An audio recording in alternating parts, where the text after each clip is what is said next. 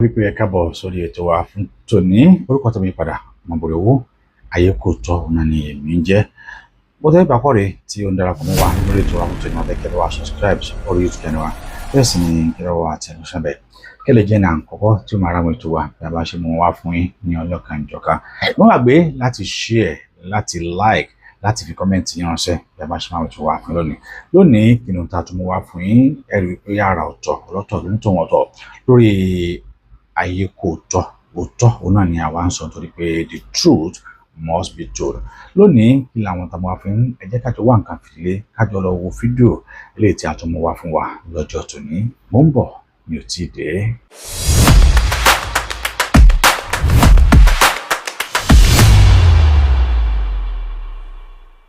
Gbogbo ẹ̀yin tẹ́ wá pàtàkì tán tẹ́ fẹ́ fìtàn báyé jẹ́ ẹ respect àwọn bàbá méjèèjì yìí ẹ ń yẹ̀yẹ́ wọn ni. Sẹ́ẹ̀ fúnra pé ilẹ̀ Yorùbá ti pín sí méjì báyìí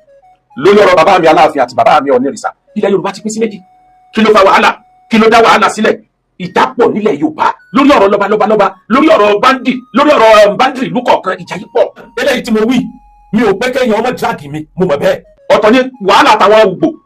táwọn ń kílẹ̀ mọ́ pé àwọn làwọn nílé Ifẹ̀. Ọ̀tọ̀ ni ti bàbá wa Ọọ̀ni, ọ̀tọ̀ ni ti bàbá wa Aláàfin. Ó kálukú ló ní tó dúró lé lórí tó bá wá rí bẹ́ẹ̀ gbogbo professor of history kí là ń professor kan jẹ́ tiwa dẹ̀ náà o kí là ṣe yọrí yín gbogbo ìtàn tẹ́ ẹ̀kọ́ lọ́ta kóra wọn ìtàn táwọn yunifásitì kan takò táwọn ni gbogbo yẹn lè jọ agree ní ti jẹ́ ìtàn òní tó ti kọjá lọ káfí ẹ̀rí báàkì ẹ̀ evidence ni òyìnbó kọ báyìí yes ó máa ń difficult fún òyìnbó láti change ọ̀rọ̀ ní tó wà ní archive òyìnbó ni ní tó wà ní àjọ àgbáyé ni àjọ ìṣọ̀kan àgbáyé ní tó wà nínú constitution wa ni bóòlù kí la fẹ́ ṣe lórí ẹ̀ ẹ dákun ẹja ṣiṣẹ́ lórí ẹja táwọn onílàkà ò bá dìde kán tètè paná tó fẹ́ jò ó pọ́sibù kó jẹ́ pé egungun àyà ènìyàn àti egungun orí ni wọ́n á fi kó ọ̀nà méjì nínú dáàjò fàyín náà àrùbà ọ̀nà méjì nínú dáàjò tó bá ti rẹ́pọ̀ tó sì rí iná ò ní pẹ́ jò fàkóńtù mí náà tààjúbì láì tá a ṣe rí àìpọ̀ ní mo máa ń yàtọ̀ àmúniyàmú. àwọn àgbàlagbà ti tán nílẹ̀ Yorùbá ni gbogbo ìran láyé wọ́n máa ń continuous ní ti ń jẹ́ society gbogbo ọ̀rọ̀ láyé ni wọ́n mọ̀ bí wọ́n ṣe é ṣe ẹ dákun sáwọn àgbàlagbà títàn ni àwọn Afẹ́nifẹ́re ńkọ́ bá àbára Afẹ́nifẹ́re káfẹ́ Afẹ́nifẹ́re bí ó jáde kí ló dé tí wàhálà lé tó báyìí ẹgbẹ́ ọmọ Odùduwà ń bọ́lẹ́wà bá àbára ọmọ ẹgbẹ́ Odùduwà kẹgbẹ́ ọmọ Abẹ́òkúta ó jáde ẹ jẹ́ á ṣe ìpàdé ẹ jẹ́ ká pawọ́pọ̀ ọ̀nà wo ni peace ó gbà rèé àwọn olóṣèlú ti lọ kọjá tí wọ́n jà wá burúkú mo sọ bí wá sí tí mo sì kọjá lọ wọ́n ní bàbá Awólọ́wọ̀ ṣe dáadáa tó wọ́n tọwọ́ bọ ilẹ̀ Yorùbá nítorí àwọn agbára kan tí ò jẹ́ kí ilẹ̀ Yorùbá ó rè lé ní ìyẹn ò kì í sọ̀rọ̀ ìní fakulitu nínú àtàwọn àìpọ̀ ní mo máa ń yàtọ̀ àmúniyàmú. tàbí sọ̀rọ̀ Afẹ́nifẹ́re àwọn bàbá yìí àgbà ti dé àwọn ti lo generation wọn lọ anybody tó bá ti kọjá 50 years ó ti wà nínú elders ẹ̀kọ́ ẹgbẹ́ mi jọ tí ó máa wà evenly distributed tó máa wà evenly representation yóò kárí gbogbo zone ẹ̀kọ́ ẹgbẹ́ mi jọ àbísà ń retí pé ara àtàní ọwọ́ àbáwá parí ìjà ni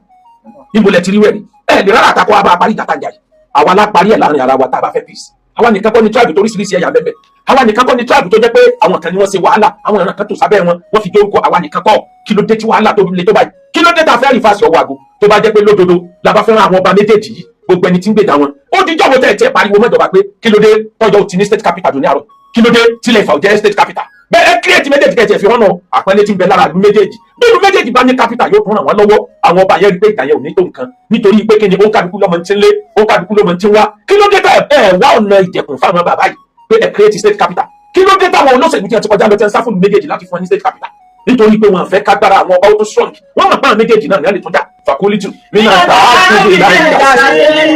àìpọ̀ ní mo máa ń yàtọ̀ àmúniyàmú. gbogbo ọ̀rẹ́ kọ̀ọ̀kan táwọn àgbàlagbà tó bá ti ń lọ àwọn ọ̀dọ́ àwọn ní ọmọdé àwọn náà ọmọ kóra wọn dìde lẹ́yìn pé ẹ̀rà àtàwọn bàbá yẹn ti lọ irú ọpọlọ tí wọ́n fi láyé bàbá Awólọ́wọ̀ ó lè má wọ́ọ̀kì mọ́ sí o àwọn tí wọ́n jẹ́ 50 years above tí wọ́n ti experience computer age ẹgbẹ́ computer age ní jáde ẹjẹ́ àjọ tó láàrin ara wa ara àtàkùn lè bá a ṣe tún jáde bá a ní ara wa tá a fẹ́ para wa wọn ò ní pa wọn ní wa torí n jẹ́ fẹ́ tẹ́lẹ̀ ní kámẹ́rà exist mọ́ fakulitu nínú àtàjú mi lè ìbàdí àìpọ̀ ní mo máa ń yàtọ̀ àmúniyàmú. kí ni nǹkan tí ń fàjà mo jẹ ìtàn méjèèjì wò mo ṣe research jìnnà gbáà I was a student of history bó tiẹ̀ jẹ́ pé Arabic ni mo study jáde ní university àmọ́ gbogbo ọdún mi ní university kọ́ọ̀sì mẹ́ta kan bẹ́ẹ̀ tí mi ò kí n fi ṣeré mo máa ń lọ bọ́ọ̀lù courses níbẹ̀ ní early 90 philosophy mi ò kí n fi ṣeré psychology mi ò kí n fi ṣeré history mi ò kí n fi ṣeré mo máa ń lọ bọ́ọ̀lù ẹ̀ torí ní secondary school certificate mi distinction mo nínú history ó jẹ́ kí n mọ̀ tí mo ti ń jẹ́ ìtàn ẹ wá dákun mo wá yẹ méjèèjì wò mo tún wá jẹ́ ni tó súnmọ́ bàbá wa Aláàfin Adéyẹmí kẹta Ọlọ́run jápàdé wọn lájànà tá a sàkóyè mo súnmọ́ bàbá mi púpọ̀ jù àìmọye ìwé ìtàn tí bàbá kó fún mi wọ́n bá ti pé ẹ̀gbọ́n wa tó jẹ́ brọ́dà wọn aláàjì lóhùn lọ photocopy ìwé kó fọmọ mi kó lọ kó sílé àìmọye ìtàn tí bàbá fẹnu sọ fún mi pé bó ṣe yẹ kó rí ni tí a bá ń sọ̀tàn lọ́wọ́ èmi àti bàbá mi Adéyẹmí wọ́n lè everybody jáde ní àti wọn nìkan ní òkú bàbá ó sọ àwọn kúrò ní level ọba wọ́n gbé àwọn sí level tèmi kí ni wọ́n rí sí tí n bá sọ̀rọ̀ kan wọ́n ní kí ló dé tó fi rò bẹ́ẹ̀ ó jẹ́ kí n mọ ọ̀pọ̀ nǹkan nípa ilẹ̀ Yorùbá ó jẹ́ kí n mọ majority ibi tí nǹkan ti wrong báwọn ṣe ń sọ fún mi yẹn lèmi ń lo ọpọlọ tèmi lórí pé ọ̀nà bó làlàáfíà lè fi jọba ẹ wò ó lápèjúwe ẹ wo ìtàn tí Ifẹ̀ present ẹ wo ìtàn tí Ọ̀yọ́ present ẹ jẹ́ àwùjọ wákìn ọ̀nà wo látò tàlàáfíà ó fi jọba ẹ má sọ̀tàn mọ́ ìtàn náà bá nǹkan jẹ́ ni àwọn tó bá jẹ́ àjèjì ní kì í fẹ́ gbọ́ ìtàn tó lẹ́mọ̀ kásìrì àwọn òtù. bẹ́ẹ̀ni ẹni tó bá jẹ́ àjèjì tàbáwọn tí wọ́n lè tìde tàbáwọn tó jẹ́ báwọn tó bí wọ́n fẹ́ lì lánàá wọn ò ní fẹ́ gbọ́ ìtàn kán mọ̀ràn tí báwọn sì fẹ́. ẹ wá dàpọ̀ ẹ jẹ́ káwọ́ ó yẹ ká question ara wa nígbà tá a ní Yorùbá ti exist láti 500 BC ó kù ọgọ́rùn-ún márùn-ún ọdún tí wọ́n bí Jésù a sì ní Odùduwà sọ̀kalẹ̀ ní 11 tàbí 10th century almost 1700 years difference àwọn òwò ni a wá wà nílé Ifẹ̀ nígbà yẹn láti gbà yẹn ìtàn kan sọ bẹ́ẹ̀ mythology kan dẹ̀ sọ wípé Odùduwà dé ní 11 tàbí 12th century mythology kan sọ bẹ́ẹ̀ ó yẹ ká bira wa léèrè gbogbo 1700 years yẹn kí ni wọ́n fi ṣe àwọn owó náà wà láyé ńgbà náà 1700 years láti 500 BC títí di 11th century kí ni ìran Yorùbá bàbá wa jẹ́ ń bẹ́ẹ̀ gbà yẹ kí ni wọ́n fi ṣe mo wá kan lu ìwé ìtàn mo google mo kàwé kí ni labádébi Ilé Ifẹ̀ my theological story mo wá rí i pé Ifẹ̀ mú ìtàn wá fún wa mo kà á nínú ẹjẹ́ nǹka tinú kúkú jáde kọ́mẹ́dà bí ìgbà tí mo mú lórí ìyẹn sọ fún wa wípé nígbà tí Ọlọ́run dá ayé àtọ̀run tán wọ́n ní Ọlọ́run wá Olódùmarè ó wá pe Ọbàtálá ó ní kó wá lọ sí ayé ó wá pe Ọbàtálá ó ní kó wá lọ sáyé kó wá lọ dá ayé sólélẹ̀ bí kúkú ṣe gbé wá ní Supreme God Olódùmarè ordered the deity Ọbàtálá to create the earth. Ọbàtálá, however, got drunk from fine wine. His younger brother Odùduwà seized the high time of creation and descended from the heaven on a chain. Nti wọ́n sọ ni pé Odùduwà òun ló já kíní yẹn gbà lọ́wọ́ ẹ̀gbẹ́ Ọbàtálá ó wá mú chain wá látòkè sánmọ̀ gbogbo ayé wá wà lómi ó mú àkùkọ adìyẹ lọ́wọ́ ó bu èrùpẹ̀ lọ́wọ́ ó wá da èrùpẹ̀ sórí omi ló wá ń pa láṣẹ pé ilẹ̀ máa fẹ́ ilẹ̀ sì ń fẹ́ lọ àkùkọ adìyẹ yẹn ní wàá fẹsẹ̀ tán tó fi dé gbogbo ibi ilẹ̀ tẹ́lẹ̀ ni. àwọn kan ní rárá kò rí bẹ́ẹ̀ ìtumọ̀ Ilé Ifẹ̀ níbi tí gbogbo ọ̀rọ̀ Yorùbá ti fẹ̀ wá ibi tá a ti sàn jáde ẹ̀yin òbí tán àníṣe tá a ṣe èwo látẹ̀lé bó ni àwọn generation tí ń bọ̀ sí ní fi wá sí yẹ̀yẹ́ èwo la máa tẹ̀lé ń bẹ̀ tá a bá ní a ti ń bẹ àwọn bàbá wa ti ń bẹ 500 BC ọgọ́rùn-ún márùn-ún ọdún ká tó bí Jésù mo pè é wá pé àárín 1700 years kí la fi ṣe evidence dà kí ló wà lásìkò yẹn ọ̀nà ọdún lágbègbà wọ́n padà kó èrè wa ìyẹn kò síyèméjì ń bẹ pé gbogbo ọ̀ràn Yorùbá Ilé Ifẹ̀ láti tó jáde kò síyèméjì ń bẹ gbogbo wa lágbà yìí pé Odùduwà ni bàbá wa kò síyèméjì níbẹ̀ àwọn kan bẹ tó jẹ́ wípé wọn kì í sọmọ Yorùbá wọ́n wá mix pọ̀ mọ́ Yorùbá ni àmọ́ ewé ti pẹ́ láàrọ̀ ó ti dọ̀tí. nínú àwọn ọ̀rọ̀ tá a tún gbọ́dọ̀ gbéyẹ̀wò ìgbà tá a sọ wípé láti òkè sánmà pé oríṣiríṣi argument ló ń wá pé sẹ́lódòdó Odùduwà jábọ́ láti sánmà àti hate tá a lọ jábọ́ ibo ni Yorùbá ti wá gbà náà ajá sí wípé ìrònú lórí pé ilẹ̀ Mẹ́kà ni Yorùbá ti wá ìrònú kan wà lórí ẹ̀ tẹ̀lé Mẹ́kà ló ti wá kí ló fà á jẹ́ fi rò bẹ́ẹ̀ wọ́n wo àwọn orúkọ tó jọra àwọn words àwọn ọ̀rọ̀ tó jọra àwọn nínú èdè méjèèjì bíi alwajiu táwa ń pè ní iwájú alubọ́sà táwa ń pè ní alubọ́sà àti bẹ́ẹ̀ bẹ́ẹ̀ bẹ́ẹ̀ lọ wọ́n wò àmọ́tẹ́ bá wá wo traces ìtàn nínú àwọn research ìgbà tí mo tún gbé sórí Google àtàwọn nǹkan míì tá a fi lè get ẹ̀ wọ́n sọ wípé the theory that the Yoruba migrated from Arabia is a popular but unsubstantiated claim rooted in oral tradition and possibly influenced by Abrahamic religion lacking archaeological and genetic evidence. ìyẹn túmọ̀ sí pé ó ṣeéṣe kó jẹ́ pé àwọn àwa tá a jẹ́ lẹ́sìn ọ̀dọ̀ wa ni ló ti wá pé nínú research pé nǹkan tó ń pè ní gene under the study of chromosome tí a fi mọ ọmọ tí bàbá kan bí ọmọ tí ìyá kan bí ìran tí wọ́n jọ bára wọn rìn tí wọ́n jọra wọn gbogbo wa tàbí láyé lẹ̀jẹ̀ ara wa link mọ́ra wa níran nílùú kódà bẹ́ẹ̀ yóò sí láyé wọ́n lè fi gbogbo ẹ̀ wọ́n lè fi trace ibi tó ti wá wọ́n ní tó bá jẹ́ pé ìlú yẹn la ti wá á jẹ́ wípé gene wa ò jọra nínú ìwádìí gene wa ò jọra archaeological evidence náà show rẹ̀ pé Mẹ́kà la ti wá ibo la ti wá wá ṣé wá wá látòkè sánmọ̀ ni tẹ́ bá tó wò bá mi nínú research àwọn tí ilẹ̀ Yorùbá jọjú ní physical lójú tí tradition wá sì jọra wọn àwọn ni àwọn Sudan àwọn tí wọ́n jẹ́ Black Sudan tí kì í ṣe Sudan lágbàwá o àjọra gan lójú àjọra kódà àwọn gbogbo làtàn kọ́lẹ̀ Yorùbá náà kọ́ bẹ́ẹ̀ gbogbo ìkòkò tá a fi ń ṣe bẹ̀ làwọn náà ní àwọn nǹkan kan wà ní èdè wọn tó jọra wọn àmọ́ àwọn oní science wọ́n là share the same gene and archaeological relatives àtúnṣe àrèmọ́ra wa àjọra wa lóòótọ́ lájọra lójú àmọ́ tí ènìyàn ọ̀jọra ìgbà wọn gbé sínú laboratory wọ́n rí pé a kì í ṣe ìran kan náà ó dá àwọn òwúlàwà jọ nínú ìran ṣé Egypt láti wá ni àwọn ní sáyẹ́nsì ayé ni rárá jíìnì wa ò papọ̀ mọ́ tàwọn Egypt àwọn wo ni jíìnì wa wá papọ̀ mọ́ra wọn wọ́n ní ìran méjì ní Nàìjíríà 99.9 ní jíìnì wa fi jọra wọn àwọn ìran Igbo jíìnì wa ìkankan náà ni àwọn ìgalà jíìnì wa ìkankan náà ni èyí tó túmọ̀ sí pé 99.9 ìkankan náà ti bẹnu ẹ̀jẹ̀ wa ní bẹnu ẹ̀jẹ̀ tiwọn náà sáàjọ wa wá láti ibì kan náà ni Ọlọ́run ló wá mọ̀ àwọn òun náà tó wá fi jọra wọn ní Niger àwọn náà ṣe àjíìn pẹ̀lú wa tó bá wá rí bẹ́ẹ̀ iṣẹ́ sí pọ̀ tí ìran Yorùbá láti ṣe láti trace ìbò láti wá sáwa látòkè sánmà ni àbí àwa láti ibì kan agbọ́dọ̀ mọ ibi tá a ti wá níbi táyé lajú dé àní London ó ń bẹ ní ilẹ̀ ó dá mi sí ọba olúwa mi Amẹ́ríkà ó ń bẹ ní ilẹ̀ ó dá mi sí ọba olúwa mi Yorùbá tó dá mi sí rẹ̀ ọba olúwa mi ìlú ọlọ́lá ìlú olóye kárí ayé mọ́sẹ̀já ti gbé ibẹ̀ ní ṣòro Màṣẹ́já ti gbé ibẹ̀ ní ṣòro. mọ́sẹ̀já ti gbé ibẹ̀ ní ṣòro mọ́sẹ̀já ti gbé ibẹ̀ ní ṣòro. Màṣẹ́já ti gbé ibẹ̀ ní ṣòro. Argument Ifẹ̀ ni pé àwa la bẹ̀rẹ̀ ẹ̀yin Ọ̀yọ́ Ọ̀rànmíyàn tó sẹ̀yìn sílẹ̀ ọ̀dọ̀ wa ló ti jáde ẹ lè kílèmù pé ẹ̀yin lọ̀gá wa kí wọ́n á ní kílèmù ti Ọ̀yọ́ kílèmù tọ̀yọ́ ni pé nígbà tí Ọ̀rànmíyàn dìde ní early 12th century èyí tó túmọ̀ sí pé wíwáyé Odùduwà láàrin 12 sí 13 ni torí ọmọ tó bí ló dìde ní early 12th century tàbí early 13th century ló dìde tó bá jẹ́ 13th century ni a jẹ́ pé late 12 ni bàbá rẹ̀ dé tí í ṣe Odùduwà èèyàn máa bímọ tó pọ̀ Ọlọ́run ní ìyẹn ọmọ tí ó di akin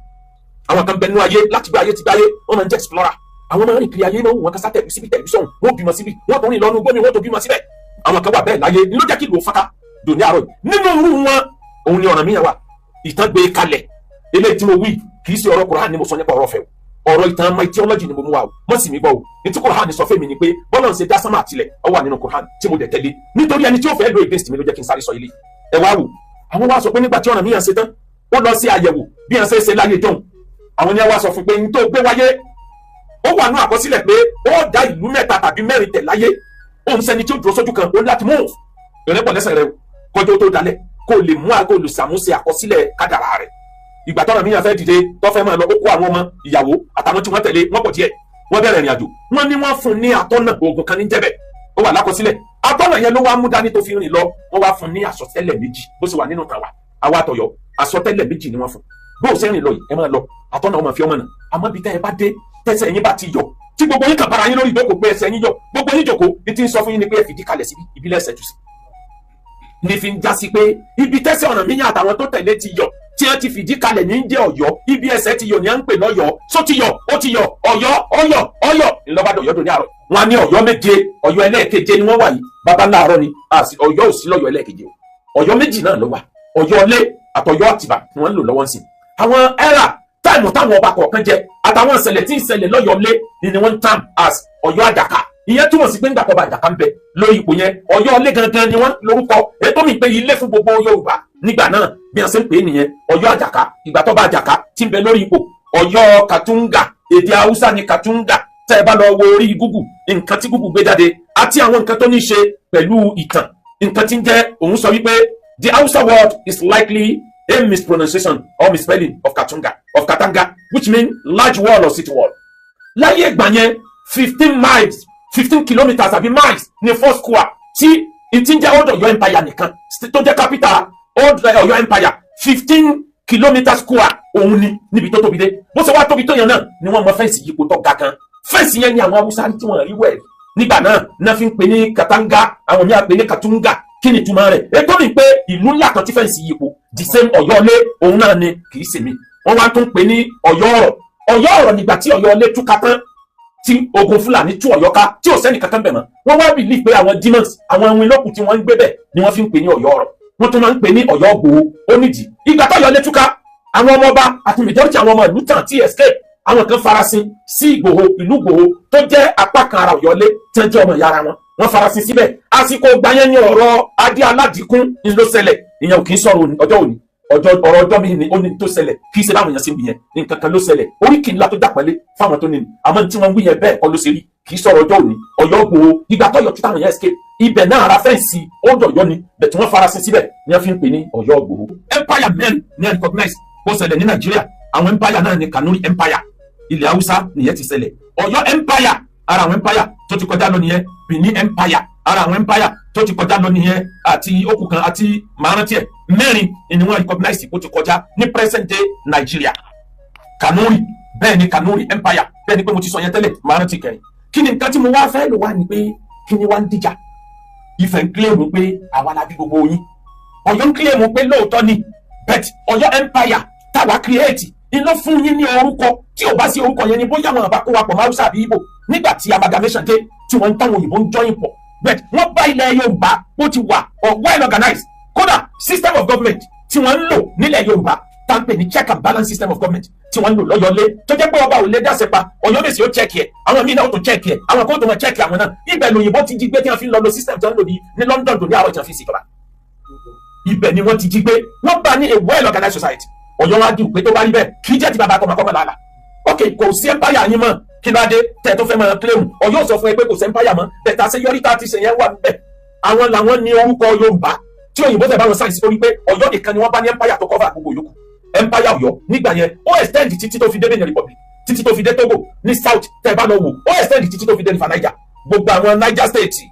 Kogi state, Kwara gbogbo ẹ̀ under Ọ̀yọ́ ló wà. Ó wá tó extend kódà ó tún gbé mara lára bí tó extend dìde àti díẹ̀ nínú Lagos state ni ó kó mara ó mú fún bẹ́ẹ̀ ó fi lọ dé etí odò etí òkun ní side Ondo state. Wọ́n lo agbára yẹn lórí pé wọ́n ti form lóyìnbó dé bá wọn, wọ́n accept tí wọ́n gbé dání ní wọ́n fi ń jẹ́ wípé èdè wọn lédè tá à ń sọ lẹ́nu lẹ́ni. Ọ̀yọ́ wá ń claim pé empire lè lọ sí mọ́ lóòótọ́, bet àwọn àṣeyọrí wa lẹ̀ ń lò bẹ́ẹ̀ bá sì ń lo àṣeyọrí wa àwa lọ́yà kájọ̀ká nígbà tí fẹ́ sọ fún wọn pé ọ̀gá kí ni ibà alábíọ́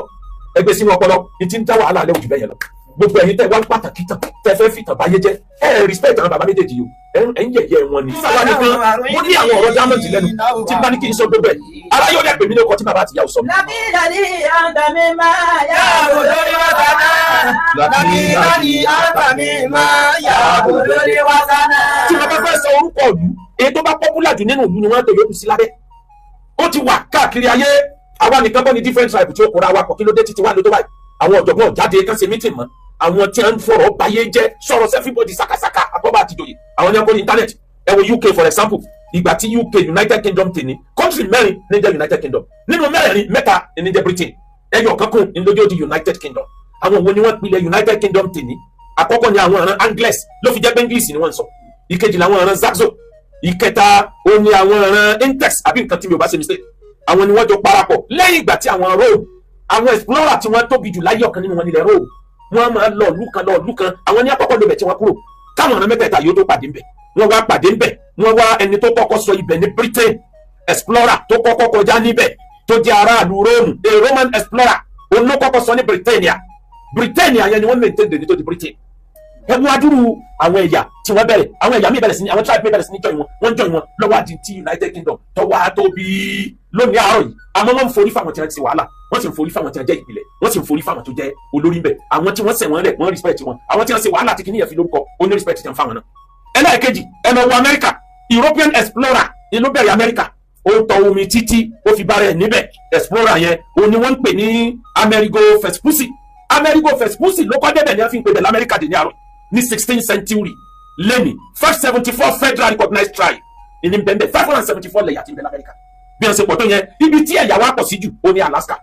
227 làwọn tribe Alaska ti kóra wọn jọ ntí inú local dialect tí wọ́n ìtumọ̀ Alaska ó ní mainland or great land. Alaska Russia ló ní tẹ́lẹ̀ Amẹ́ríkà rà lọ́wọ́ Russia ni tí Russia bá mọ̀ wípé nǹkan àdùnmọ́ni bẹ́ẹ̀ l'Alaska ni wọ́n níta ní iye tí wọ́n ta nígbà yẹn ó ti di Amẹ́ríkà lẹ́nu ó wà ní òdì tó jẹ́ kí Amẹ́ríkà ó fẹ́ àwa nìkan kọ́ ni tribe oríṣiríṣi takora wa jọ náà kí ló dé títí wá lé tó báyìí ẹ lọ wo Canada 634 First Nation bond èyí tá a lè pè ní tribe 634 ìní fọ́ọ̀mù Canada.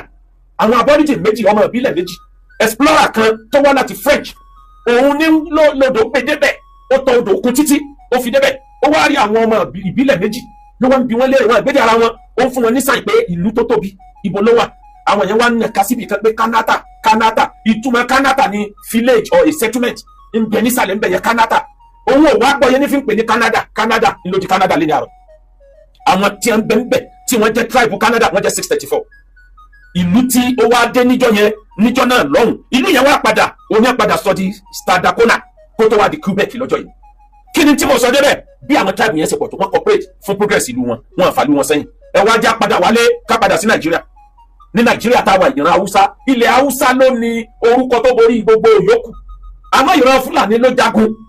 tí wọ́n fi wọ́n sí orí máàpù ayé. Ìran Fúlàní ló gbé Islam wá pẹ̀lú ogun Usman Danko Fodio tẹ́pẹ̀lẹ́ Usman Danko Odi òun ló jagun ló fi difficult láti pè ní Haúsá láì pè ní Haúsá Fúlàní àwọn nìkan kọ́ ni wọ́n ń bẹ 95 tribes ní bẹ ní north, àwọn Kanuri ń bẹ àwọn Gbárí ń bẹ àti bẹ́ẹ̀ lọ wọ́n pọ̀ níbẹ̀. àmọ́ wọ́n gbé orúkọ yẹn sọ́ndà Haúsá, wọ́n ń jọyìn Fúlàní mọ́ ní tìtorí kan lè bá àrọ́ náà lọ kẹ́dẹ̀ lè bá progress. ẹ wá wọlé Yorùbá, àwọn tribe tí ń bẹ nílẹ̀ Yorùbá tó popular, we have 26 tribes. kì í ṣe gbogbo wa la fi jọ́ mọ Odùduwà, gbogbo wa kọ́. ọ̀tọ̀ làwọn ọ̀ràn Ẹ̀fẹ̀, ọ̀tọ̀ làwọn ọ̀ràn Ọ̀yọ́, ọ̀tọ̀ làwọn ọ̀ràn Ẹ̀gbá, ọ̀tọ̀ nìjẹ̀bú, Ìjẹ̀ṣà àtàwọn tó kù. bí ọ̀rọ̀ yẹn ṣe pọ̀ tó yẹn, gbogbo wa la wá jọ sara wa jọ sọ́ndà Ọ̀yọ́ empire nígbà yẹn tí wọ́n fi ń rúùlù wa. Ọ̀yọ́ ló fún wa ní Yorùbá, Ọ̀yọ́ ló fún wa lédè, Ọ̀yọ́ ló gbé àwọn ọ̀làjú kan wá tó yìnbó fi respect ilẹ̀ Yorùbá. Ilé Ifẹ̀ ló bí wa, Ilé Ifẹ̀ ló tẹ̀ wá sílẹ̀. bóun láṣẹ wá balance láàrin aláràn méjì. bẹ́ẹ̀ yẹn bá fẹ́ yàwó méjì, èèyàn nínú méjì ni. oníyàwó méjì tí ọba nínú méjì wọ́n padà pa wọ́n sì pèsè méjì ọgbọ̀gbà ni. ọgbọ́n wo la fẹ́ dá TPC ó fèrè ṣe báyìí láàmú bá lọ ní táàtì ẹ̀ wá ní wà láfíà pẹ̀pẹ̀ tàwọnú aládébẹ̀rẹ̀ wà lẹ́nu wa. àwọn alálẹ̀ ìsinmi wà lẹ́ òde wá. àwọn aládébẹ̀rẹ̀ wà tẹ́kù wa. àwọn alálẹ̀ ìsinmi wà tẹ́kù wá. àwọn afẹ́ congress fúnlẹ̀ Yorùbá Áfíríkà sọ̀kan o. ẹ jẹ́ ká gbé àwọn tí wọ́n lè a ní ìdí ká pé emergency conference, a ní ìdí ká ṣe emergency meeting tàbí committee. ẹgbẹ́ àgbáyé ìjọhun ẹ fi wọn sílẹ̀ ẹ constitution mi torí majority ò ní trust wọn pẹ̀lú àwọn táwọn náà ti bá lọ nínú ìgbà. ẹ constitution mi ẹ jẹ́ káwọn academician kan wà níbẹ̀, especially àwọn tí ẹ jẹ́ historian kan wà níbẹ̀, kọ́jà wà represented, àwọn ọba méjèèjì kan wà fully represented pẹ̀lú evidence wọn pé èmi ló yẹ kí n jẹ, ìwọ ni. àwọn ìlú kan bẹ láyé tó jẹ́ pé wọ́n ń lo ìlú, wọ́n ń lo alágbára méjì láti fi pè wọ́n lólórí, wọ́n wà bẹ́ẹ̀. tàbí bẹ́ẹ̀ dẹ̀kọ́ kí la ṣe ẹni lágbájá lémi ni mo bí ọ, tàmàdó ní lóòótọ́ ni àmọ́ sẹ́ẹ̀ tèmi lélẹ́yìí kì í jẹ́ ti bàbá kọ́mọ́ làálà, o ò lè gba iṣẹ́ tèmi ṣe. tí ń dá wàhálà sílẹ̀ nìyí, tí ń dá sílẹ̀. àwọn academician wọ́n gbọ́dọ̀ wà ńbẹ̀, àwọn tí wọ́n jẹ́ religious leaders wọ́n gbọ́dọ̀ wà ńbẹ̀, àwọn tí wọ́n jẹ́ oníṣòwò wọ́n gbọ́dọ̀ wà ńbẹ̀, àwọn genius ọ̀dọ́ torí wọ́n fapò wọ́n gbọ́dọ̀ wà ńbẹ̀, àwọn researchers wọ́n gbọ́dọ̀ wà ńbẹ̀. kán jọ jókòó kán wo kí lọ́jọ́ iwájú lẹ̀ Yorùbá, ọ̀nà wo la máa gbé gbà táàfin ní àlàáfíà. ó ti jọ́ tá a bá tó ń jọ jókòó pọ̀ táàrin ti bára tọ́gbà wa parí ẹ̀. níjọ́ tí wọ́n ti para wọn lé Haúsá sáwà bá wọn dá sí, níjọ́ tí wọ́n ti yẹra wọn bá níbọn nílẹ̀ Ìgbò sáwà náà bá wọn parí ẹ̀. ta ni ó wà bá a dá sí tiwọn? àwọn náà parí ẹ̀ fúnra wa.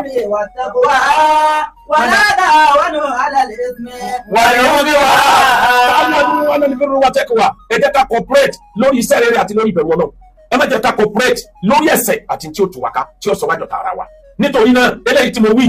mi ò pé kéèyàn ọmọ drag mi, mo mọ̀ bẹ́ẹ̀. àmọ́ o tẹ́ ẹ bá fọpọlọ gbé ẹ padà yìn mí lọ́jọ́ ọ̀la.